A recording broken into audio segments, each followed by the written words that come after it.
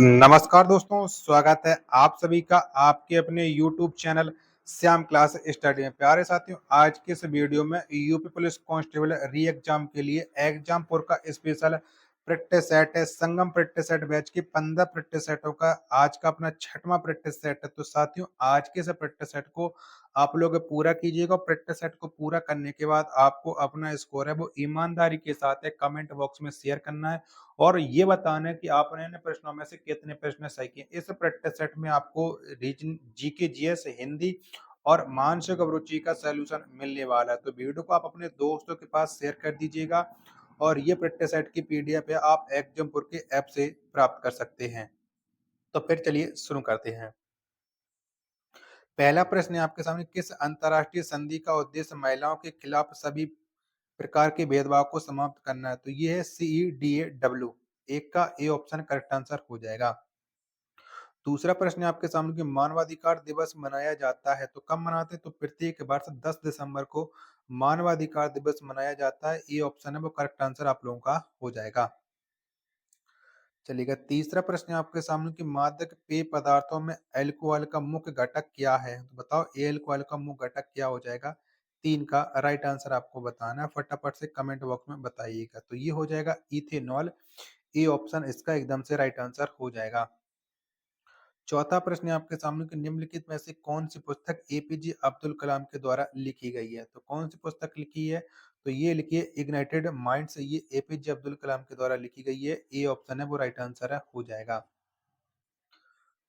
पांचवा प्रश्न है आपके सामने कि निम्नलिखित में से कौन सी बेरोजगारी का एक प्रकार है जो तब होता है जब श्रमिक नौकरियों के बीच संक्रमण कर रहे होते हैं? तो ये होता है संघर्ष बेरोजगारी। 5 का ए ऑप्शन है करेक्ट आंसर आप लोगों का हो जाएगा। छठवां प्रश्न है आपके सामने कि भारतीय स्टेट बैंक एसबीआई का मुख्यालय कहाँ है? तो ये एसबीआई का जो मुख्यालय है वो है मुंबई में। ए ऑप्शन है करेक्ट आंसर आप लोगों का हो जाएगा। सातवां प्रश्न है आपके सामने, किसी जिले में कानून और व्यवस्था बनाए रखने के लिए कौन जिम्मेदार होता है? तो ये जिम्मेदार होता है पुलिस अधीक्षक, एसपी। 7 का ए ऑप्शन करेक्ट आंसर आप लोगों का हो जाएगा। वीडियो पसंद आ रही हो तो वीडियो को आप लोग लाइक कर देना। चैनल को सब्सक्राइब नहीं कर रखा होगा तो चैनल को आप लोग जरूर सब्सक्राइब कर लीजिएगा। आठवां प्रश्न है आपके सामने कि सत्रिय नृत्य का संबंध भारत के किस राज्य से है? तो ये संबंध रखती है भारत के असम राज्य से। बी ऑप्शन करेक्ट आंसर हो जाएगा। नौवां प्रश्न है आपके सामने कि निम्नलिखित में से कौन सा कर राज्यों को हस्तांतरित नहीं किया जाता है? तो कौन सा नहीं किया जाता है? तो निगम कर नहीं किया जाता है। 9 का डी ऑप्शन है वो राइट आंसर हो जाएगा।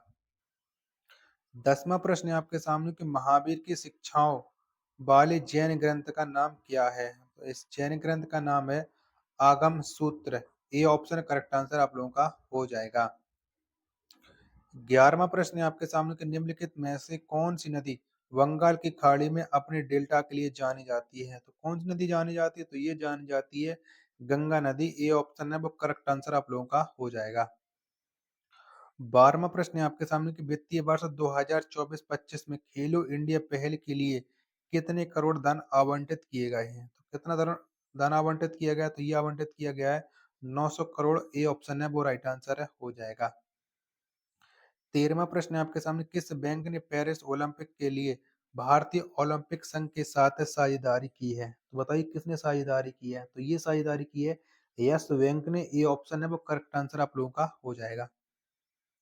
14वां प्रश्न है आपके सामने, किस राज्य की गोंड पेंटिंग को जीआई टैग मिला है? तो ये गोंड पेंटिंग वो किस राज्य की है? तो ये है मध्य प्रदेश की। डी ऑप्शन है वो करेक्ट आंसर आप लोगों का हो जाएगा।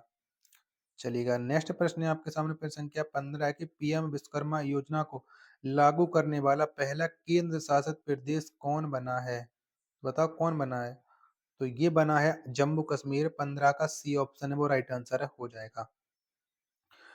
16वां प्रश्न है आपके सामने कि 20 जनवरी 2024 को किस राज्य सरकार ने माई स्कूल माई प्राइड अभियान प्रारंभ किया है? तो ये किसने प्रारंभ किया है? तो ये प्रारंभ किया है हिमाचल प्रदेश ने। ए ऑप्शन है वो इसका राइट आंसर है हो जाएगा। नेक्स्ट प्रश्न पे संख्या 17 है आपके सामने कि भारतीय ऊर्जा सप्ताह 2024 से किस राज्य में आयोजित किया गया? तो ये आयोजित किया है गोवा में। ए ऑप्शन है करेक्ट आंसर हो जाएगा। 18वां प्रश्न है आपके सामने कि निम्नलिखित में से किस संस्थान ने भारत का सबसे बड़ा ड्रोन पायलट प्रशिक्षण संगठन लॉन्च किया, तो ये लॉन्च किया है आईआईटी गुवाहाटी ने। 18 का सी ऑप्शन है, राइट आंसर हो जाएगा। 19वां प्रश्न है आपके सामने कि रंगपुर रेलवे स्टेशन किस राज्य की प्रथम रेलवे स्टेशन है? ये किस राज्य का है? तो ये है सिक्किम का है। 19 का डी ऑप्शन है, करेक्ट आंसर हो जाएगा। 20वां प्रश्न है आपके सामने कि विश्व आध्यात्मिक महोत्सव का आयोजन 14 से 17 मार्च तक किस स्थान पर किया गया? तो ये किया गया है हैदराबाद में। 20 का डी ऑप्शन है, वो राइट आंसर है, हो जाएगा। 21वां प्रश्न है आपके सामने कि निम्नलिखित में से किसे एबेल पुरस्कार 2024 से सम्मानित किया गया? तो एबेल पुरस्कार 2024 ये मिला है मिशेल टेलाग्रांड को। 21 का ए ऑप्शन है, वो करेक्ट आंसर आप लोगों का हो जाएगा। चलिएगा, नेक्स्ट प्रश्न है प्रश्न संख्या 22 है आपके सामने कि 26 मई 2024 को बंगाल की खाड़ी में बने चक्रवात तूफान रेमाल का नामकरण किस देश ने किया? तो ये नामकरण किया है ओमान ने। 22 का डी ऑप्शन राइट आंसर हो जाएगा। 23वां प्रश्न है आपके सामने कि चंद्रयान 3 को किस रॉकेट के द्वारा लॉन्च किया गया था? तो चंद्रयान 3 लॉन्च किया गया था LVM-3 M4 से, यानी 23 का ए ऑप्शन करेक्ट आंसर हो जाएगा। 24वां प्रश्न है आपके सामने कि अभी तक कुल कितने सैनिकों को परमवीर चक्र दिया गया? तो ये दिया गया टोटल 21 सैनिकों को दिया गया। डी इसका करेक्ट आंसर हो जाएगा। 25वां प्रश्न है आपके सामने कि गूगल के संस्थापक कौन थे? तो गूगल के संस्थापक थे लैरी पेज और साइग्री विर्न। 25 का ए ऑप्शन करेक्ट आंसर हो जाएगा। 26वां प्रश्न है आपके सामने कि मेघालय एकीकृत परिवहन परियोजना के लिए किस अंतरराष्ट्रीय संस्था द्वारा 120 मिलियन डॉलर की सहायता दी जाएगी? तो ये किसके द्वारा सहायता दी जाएगी? तो ये दी जाएगी वर्ल्ड बैंक के द्वारा। 126 का सी ऑप्शन राइट आंसर हो जाएगा। 27वां प्रश्न है आपके सामने कि निम्नलिखित में से असहयोग आंदोलन की असफलता के कारण नहीं था? बताओ कौन सा नहीं था असफलता का कारण? ये आपको बताना। वैकल्पिक व्यवस्था का अभाव, ये नहीं था। 27 का ये ऑप्शन है, राइट आंसर हो जाएगा। 28वां प्रश्न है आपके सामने कि यूनेस्को की स्थापना किस वर्ष की गई थी? तो यूनेस्को की जो स्थापना है वो की गई थी 1945 में। 28 का सी ऑप्शन राइट आंसर है, हो जाएगा। 29वां प्रश्न है आपके सामने कि राजकीय पुरातत्व संग्रहालय कन्नौज की स्थापना किस वर्ष की गई थी? तो कन्नौज की स्थापना हुई थी 1974 में। 29 का बी ऑप्शन है, राइट आंसर है, हो जाएगा। 30वां प्रश्न है आपके सामने कि वर्ष 2011 जनगणना के अनुसार उत्तर प्रदेश का जनसंख्या घनत्व कितना है? तो कितना है? तो ये 850 है उत्तर प्रदेश का जनसंख्या घनत्व। 30 का सी ऑप्शन है, वो राइट आंसर है, हो जाएगा। चलिएगा, 31वां प्रश्न है आपके सामने कि उत्तर प्रदेश सरकार ने किस देश की सीमा पर वृक्षारोपण जन अभियान 2024 के अंतर्गत मित्र वन स्थापित करने की घोषणा की है? तो ये कौन से देश की सीमा पर मित्र वन की स्थापना होगी? तो ये होगी नेपाल की। ए ऑप्शन राइट आंसर हो जाएगा। 32वां प्रश्न है आपके सामने कि भारत सरकार द्वारा बाल श्रम निवारण अधिनियम में संशोधन किस वर्ष किया गया था? तो ये कब संशोधन किया गया था? तो ये किया गया था 2006 में। 32 का ए ऑप्शन है, वो करेक्ट आंसर हो जाएगा। 33वां प्रश्न है आपके सामने कि भारत का सबसे बड़ा बैटरी एनर्जी स्टोरेज सिस्टम आधारित सौर ऊर्जा संयंत्र किस राज्य में स्थापित किया गया है? तो ये स्थापित किया गया है छत्तीसगढ़ में। बी ऑप्शन है, वो करेक्ट आंसर हो जाएगा। 34वां प्रश्न है आपके सामने उत्तर प्रदेश में पंचायती राज अधिनियम किस वर्ष लागू किया गया है? तो ये लागू किया गया था वर्ष 1952 में। 34 का बी ऑप्शन है, वो राइट आंसर है, हो जाएगा। 35वां प्रश्न है आपके सामने कि बिलरेस्टिक 2024 ऑपरेशनल टैक्टिकल कमांड स्टाफ अभ्यास किस देश में आयोजित किया गया है? तो ये आयोजित किया गया था कजाकिस्तान में। 35 का बी ऑप्शन है, वो इसका राइट आंसर हो जाएगा। 36वां प्रश्न है आपके सामने कि हाल ही में किस संगठन ने medical device information system launch किया है? ये किसने लॉन्च किया? तो ये लॉन्च किया विश्व स्वास्थ्य संगठन ने। 36 का जो राइट आंसर होगा वो ऑप्शन संख्या ए इस प्रश्न का राइट आंसर हो जाएगा।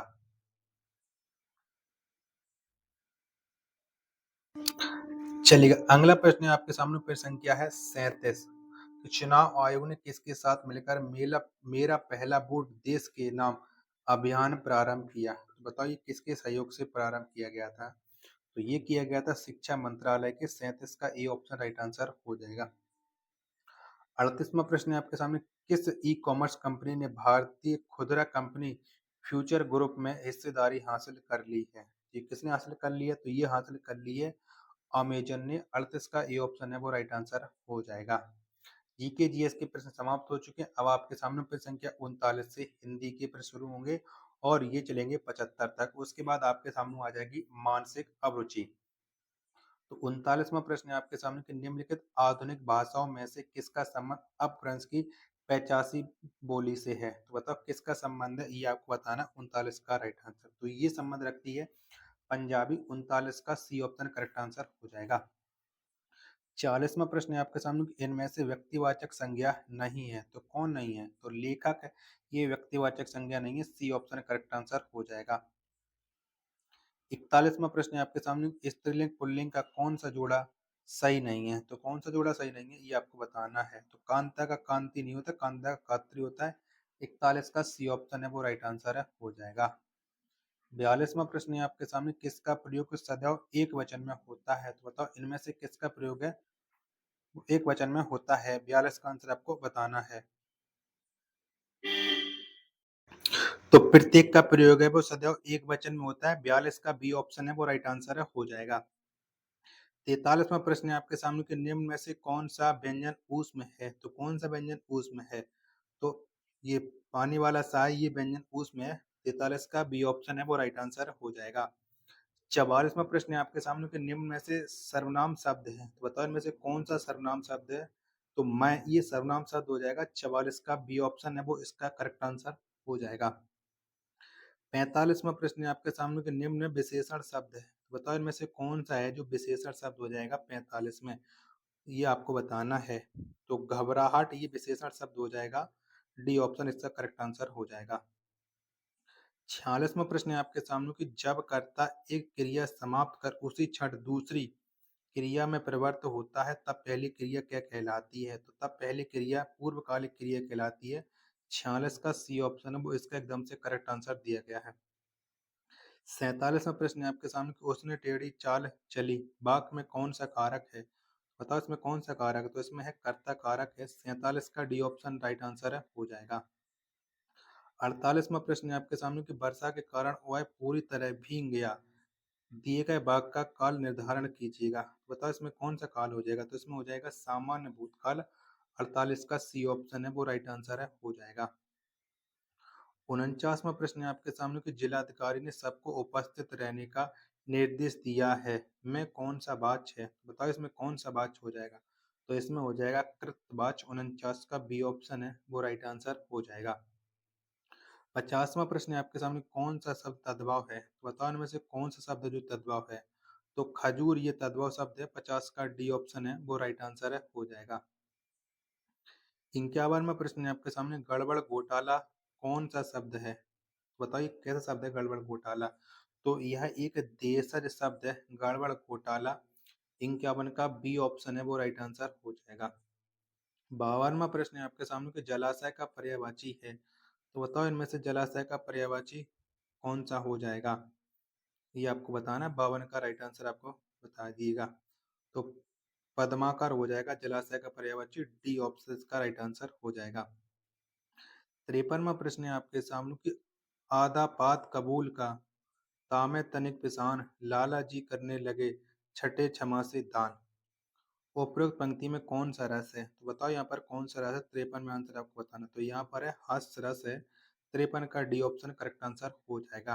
वीडियो पसंद आ रही होगी तो प्लीज वीडियो को आप लोग लाइक जरूर कर दीजिएगा। चैनल को आप लोगों ने सब्सक्राइब नहीं कर रखा होगा तो चैनल को आप लोग जरूर सब्सक्राइब कर लीजिएगा। 54वां प्रश्न है आपके सामने कि प्रच्छन्न शब्द का विलोम है, तो बताओ कौन सा हो जाएगा प्रच्छन्न का विलोम शब्द? तो ये हो जाएगा प्रत्यक्ष। ऑप्शन संख्या ए इसका करेक्ट आंसर हो जाएगा। 55वां प्रश्न है आपके सामने कि निम्नलिखित अनेकार्थी शब्द का दूसरा अर्थ बताइए। तो अजन्मा का दूसरा अनेकार्थी शब्द क्या हो जाएगा? 55 का आंसर तो ये हो जाएगा ईश्वर। बी ऑप्शन इसका एकदम से करेक्ट आंसर आप लोगों का हो जाएगा। 56वां प्रश्न है आपके सामने कि वह कवि जो तत्काल कविता करे के लिए एक शब्द है, तो इसके लिए एक शब्द क्या हो जाएगा? तो इसके लिए एक शब्द होता है आशु कवि। 56 का डी ऑप्शन राइट आंसर हो जाएगा। 57वां प्रश्न है आपके सामने कि ईद का चांद होना मुहावरे का अर्थ है, क्या होता है? तो इस मुहावरे का अर्थ होता है दिखाई ना देना। बी ऑप्शन करेक्ट आंसर हो जाएगा। और इसका अर्थ होता है बहुत दिनों बाद दिखाई देना। 57 का डी ऑप्शन राइट आंसर होगा। माफी चाहता हूँ, गलत बोला है मैंने। 58वां प्रश्न है आपके सामने कि चपला चपल के समरूपी भिन्नार्थक हैं। तो इसका क्या हो जाएगा? 58 का आंसर आपको बताना। तो चपला का अर्थ होता है बिजली और चपल का अर्थ होता है तेज। 58 का ए ऑप्शन राइट आंसर हो जाएगा। 59वां प्रश्न है आपके सामने कि आवरण शब्द के प्रारंभ में लगे आ को व्याकरण की दृष्टि से क्या कहते हैं? तो बताओ इसे क्या कहते हैं? 59 का आपको आंसर बताना है। तो इसे व्याकरण की दृष्टि से कहते हैं उपसर्ग। बी ऑप्शन है वो करेक्ट आंसर हो जाएगा। 60वां प्रश्न है आपके सामने कि समझौता शब्द में कौन सा प्रत्यय लगा है? तो कौन सा लगा है? तो समझौता में लगा है औता प्रत्यय। ए ऑप्शन है करेक्ट आंसर हो जाएगा। 61वां प्रश्न है आपके सामने कि सूक्ति का सही संधि विच्छेद है। तो कौन सा है? तो सूक्ति का सही संधि विच्छेद होता है सु प्लस सूक्ति। 61 का ए ऑप्शन है वो करेक्ट आंसर हो जाएगा। 62वां प्रश्न है आपके सामने कि अकाल पीड़ित में समास होगा। तो कौन सा समास हो जाएगा? तो अकाल पीड़ित में जो समास है वो है तत्पुरुष समास है। 62 का सी ऑप्शन है राइट आंसर है हो जाएगा। 63वां प्रश्न है आपके सामने कि संरचना के आधार पर किए गए वाक्य के वर्गीकरण में इनमें से कौन सा प्रकार नहीं है? तो कौन सा प्रकार नहीं है? तो इनमें से जो प्रकार नहीं है वो आज्ञार्थक वाक्य है। 63 का सी ऑप्शन राइट आंसर है हो जाएगा। 64वां प्रश्न है आपके सामने कि इस प्रश्न में एक शब्द चार अलग अलग प्रकार से लिखा गया है जिसमें से केवल एक को सही ढंग से लिखा गया है। सही वर्तनी वाले शब्द का चयन करें। बताओ इनमें से कौन सी वर्तनी सही हो जाएगी? तो मातृन की वर्तनी कौन सही है? तो ये है डी वाली। तो 64 का डी ऑप्शन राइट आंसर हो जाएगा। 65वां प्रश्न है आपके सामने कि आनंद घर आया थोड़ी देर रुका और चला गया। इस भाग में उचित विराम चिन्ह कौन सा होगा? कौन सा होगा? 65 का आंसर आपको देना है। तो इसमें उचित विराम चिन्ह हो जाएगा अल्प विराम। 65 का सी ऑप्शन राइट आंसर हो जाएगा। 66वां प्रश्न है आपके सामने घनाक्षरी छंद है। तो बताओ कौन सा है घनाक्षरी छंद? तो ये है वर्णिक है। 66 का बी ऑप्शन है वो राइट आंसर है हो जाएगा। 67वां प्रश्न है आपके सामने कल कल कोमल कुसुम कुंज पर मधुर बरसने वाला कौन रे में कौन सा अलंकार है? बताओ इसमें कौन सा अलंकार है 67 में? तो 67 में जो अलंकार है वो है अनुप्रास अलंकार। सी ऑप्शन है वो राइट आंसर है हो जाएगा। साथियों, वीडियो पसंद आ रही तो प्लीज वीडियो को आप लोग लाइक कर दीजिएगा। चैनल को आप लोगों ने सब्सक्राइब नहीं कर रखा होगा तो चैनल को आप लोग जरूर सब्सक्राइब कर लीजिएगा। 68वां प्रश्न है आपके सामने कि हिंदी शब्द सागर का प्रकाशन किस संस्थान ने किया था? तो कौन संस्थान ने किया था? तो ये किया था नागरिक प्रचारणी सभा ने। 68 का बी ऑप्शन राइट आंसर हो जाएगा। 69वां प्रश्न है आपके सामने कि निम्नलिखित में से कौन रीतिकाली कवि हैं? तो बताओ कौन रीतिकाली कवि है? 69 का आंसर तो कवि भूषण ये रीतिकालीन कवि हैं। 69 का ए ऑप्शन है वो राइट आंसर हो जाएगा। 70वां प्रश्न है आपके सामने कि तुलसीदास के रचनाकार हैं। तो बताओ कौन से हैं तुलसीदास के रचनाकार? तो इसके रचनाकार है सूर्यकांत त्रिपाठी निराला। 70 का डी ऑप्शन है वो राइट आंसर हो जाएगा। अब आपके सामने गद्यांश हो जाता है 71 से लेकर के 75 तक। तो गद्यांश के को आप वीडियो को रोक करके पढ़ सकते हैं। मैंने गद्यांश को पहले पढ़ रखा है तो मैं आपके इसके आंसर आपको बताते चलता हूँ। 71वां प्रश्न है आपके सामने कि मनुष्य को किस बात की चिंता हुई है? किस बात की चिंता हुई है? तो परमाणु ऊर्जा के प्रयोग की दिशा न बदलने से होने वाले भयानक परिणामों की चिंता हुई है। 71 का ए ऑप्शन है राइट आंसर हो जाएगा। 72वां प्रश्न है आपके सामने कि निम्नलिखित में से किस रोग के उपचार के लिए परमाणु ऊर्जा का प्रयोग किया जा रहा है? तो ये किया जा रहा है कैंसर उपचार के लिए। 72 का सी ऑप्शन है राइट आंसर हो जाएगा। 73वां प्रश्न है आपके सामने इन अनुसंधानों का लाभ उठाया वाक्य में रेखांकित पद। उठाया ये क्या है ये आपको बताना है। तो यह एक क्रिया है। 73 का बी ऑप्शन राइट आंसर हो जाएगा।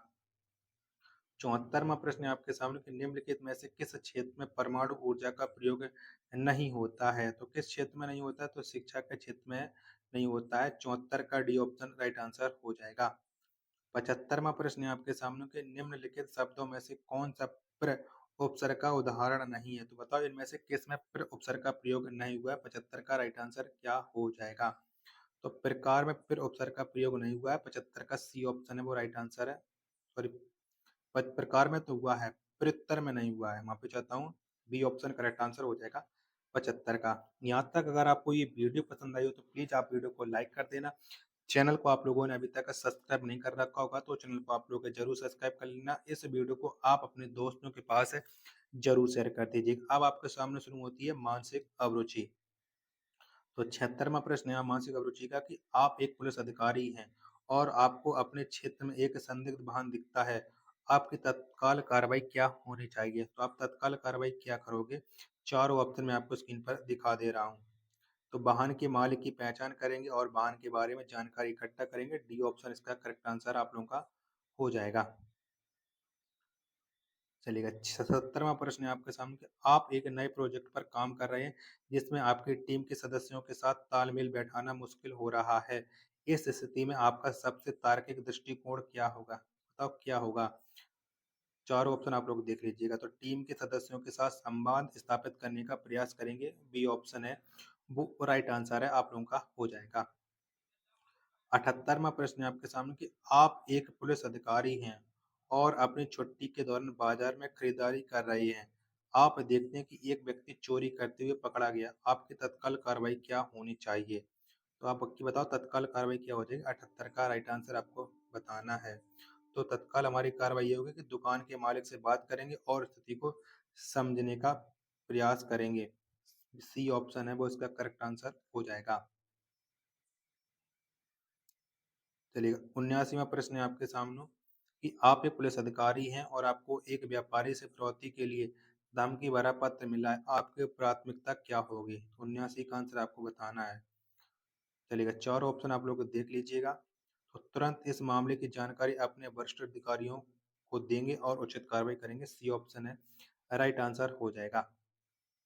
80वां प्रश्न है आपके सामने। आप एक पुलिस अधिकारी हैं और आपको अपने वरिष्ठ अधिकारी द्वारा एक संवेदनशील मामले पर काम करने का निर्देश दिया गया है, लेकिन इस दौरान आपका एक सहकर्मी आपको उस मामले के बारे में जानकारी लीक करने के लिए कहता है। आपकी तत्काल कार्रवाई क्या होनी चाहिए? 80 का आंसर आपको बताना है। 80 के चारों ऑप्शन आप लोग देख लीजिएगा। तो तत्काल हमारी कार्रवाई ये होगी कि अपने वरिष्ठ अधिकारी को इस घटना की सूचना देंगे। बी ऑप्शन करेक्ट आंसर है हो जाएगा। 81वां प्रश्न है आपके सामने कि आप एक जांच अधिकारी हैं और आपको पता चलता है कि किसी मामले में फर्जी गवाह पेश किए गए हैं आपको। तो आप क्या करोगे? 81 का आंसर। तो फर्जी गवाहों की रिपोर्ट दर्ज करनी चाहिए। ये ऑप्शन राइट आंसर हो जाएगा। 82वां प्रश्न है आपके सामने कि एक पुलिस अधिकारी के रूप में आपको सूचना मिलती है कि एक स्थानीय बाजार में नकली दवाओं का व्यापार हो रहा है आपको। बताओ आप क्या करेंगे? 82 का आंसर आपको बताना है। तो संदिग्ध व्यापारियों के खिलाफ तत्काल छापेमारी करनी चाहिए। बी ऑप्शन है वो इसका राइट आंसर हो जाएगा 82 का। 83वां प्रश्न है आपके सामने कि एक पुलिस अधिकारी के रूप में आप एक धार्मिक जुलूस के दौरान अप्रिय घटनाओं को रोकने के लिए तैनात हैं आपको। तो आप बताओ क्या करोगे? 83 का आंसर आपको देना है। चारों ऑप्शन है वो आप लोग देख लीजिएगा। तो जुलूस के आयोजकों से बात करके सुरक्षा सुनिश्चित करनी चाहिए। डी ऑप्शन इसका राइट आंसर है हो जाएगा। चलिएगा अगला प्रश्न है प्रश्न संख्या 84 आपके सामने की एक पुलिस अधिकारी के रूप में आप देखते हैं कि एक 9 वर्षीय बच्चा एक कारखाने में काम कर रहा है। बाल श्रम निषेध कानूनों के अनुसार आपको तो आप क्या करोगे? 84 का आंसर। तो इन चार ऑप्शनों को देख लीजिएगा। बच्चे को सरकारी किशोर आश्रय गृह में भेजना चाहिए। डी ऑप्शन इसका राइट आंसर है हो जाएगा। 85वां प्रश्न है आपके सामने एक पुलिस अधिकारी के रूप में आपको सूचना मिलती है कि एक संदिग्ध वाहन शहर में घूम रहा है और उसमें विस्फोट हो सकते हैं। आपकी तत्काल प्रतिक्रिया क्या होनी चाहिए? तो फटाफट से बताओ आपका इसका राइट आंसर क्या हो जाएगा? 85 के चारों ऑप्शन है मैं आपको दिखा दे रहा हूँ। तो उच्च अधिकारियों को सूचित करें और बम निरोधक दस्ते को बुलाएं। डी ऑप्शन इसका राइट आंसर है हो जाएगा। 86वां प्रश्न है आपके सामने कि एक कंपनी के एचआर प्रबंधक के रूप में आप कार्यस्थल पर उत्पीड़न की शिकायतें प्राप्त कर रहे हैं आपको। तो बताओ आप क्या करोगे? 86 का आंसर। तो एक स्वतंत्र जांच समिति का गठन करना चाहिए। 86 का सी ऑप्शन है वो राइट आंसर है हो जाएगा। 87वां प्रश्न है आपके सामने कि आप एक पुलिस अधिकारी हैं और आपको एक महत्वपूर्ण मिशन की देखरेख करनी है जबकि आपके माता पिता की तबीयत खराब है और भी अस्पताल में आपको। तो आप क्या करोगे? 87 का आंसर आपको देना है। 2 ऑप्शन ये देख लीजिएगा और बाकी के 2 ऑप्शन हैं वो आपके ए रहे 87 के। तो मिशन की देखरेख के लिए एक टीम बनाकर अपने माता-पिता की देखरेख के लिए थोड़े समय का अवकाश ले लेना चाहिए। सी ऑप्शन है वो राइट आंसर हो जाएगा। 88वां प्रश्न है आपके सामने कि आप एक महिला सेल में पुलिस अधिकारी हैं और आपको एक महिला ने घरेलू हिंसा की शिकायत दर्ज कराई आपको, तो आप क्या करोगे? 88 का आंसर आपको बताना है। तो महिला की शिकायत की जाँच करनी चाहिए और कानूनी कार्रवाई करनी चाहिए। 88 का बी ऑप्शन है वो राइट आंसर है, हो जाएगा। 89वां प्रश्न है आपके सामने कि आप एक जांच अधिकारी हैं और आपको पता चलता है कि एक शिक्षा संस्थान में छात्रों के साथ दुर्व्यवहार हो रहा है आपको, तो आप क्या करोगे? 89वें प्रश्न का आपको आंसर बताना है। जो छात्रों की सुरक्षा सुनिश्चित करने के लिए तुरंत कार्रवाई करनी चाहिए। बी ऑप्शन है वो इसका राइट आंसर हो जाएगा। 90वां प्रश्न है आपके सामने कि आप एक पुलिस अधिकारी हैं और आपको एक व्यक्ति की शिकायत मिलती है कि उसकी ऑनलाइन बैंकिंग जानकारी चोरी हो गई आपको, तो आप क्या करोगे? 90 का आंसर आपको बताना है। चारों ऑप्शन आपके ये रहे। चोरी की जांच करनी चाहिए और अपराधियों का पता लगाना चाहिए। बी ऑप्शन है वो इसका करेक्ट आंसर है, हो जाएगा। चलेगा। चलिए, अब आपकी ये आ जाती है रीजनिंग के महत्वपूर्ण प्रश्न। तो साथियों ये आपको मैंने करा दिए हैं। अगर आपको ये प्रैक्टिस सेट पसंद आया तो वीडियो को आप लोग लाइक कर देना। चैनल को आप लोगों ने अभी तक सब्सक्राइब नहीं कर रखा होगा तो चैनल को आप लोग जरूर सब्सक्राइब कर लेना। इस प्रैक्टिस सेट को आप अपने सभी दोस्तों मित्रों के पास ज़्यादा से ज़्यादा शेयर कीजिएगा। मिलते हैं फिर अपने नेक्स्ट वीडियो के साथ, तब तक के लिए धन्यवाद। जय हिंद, वंदे मातरम।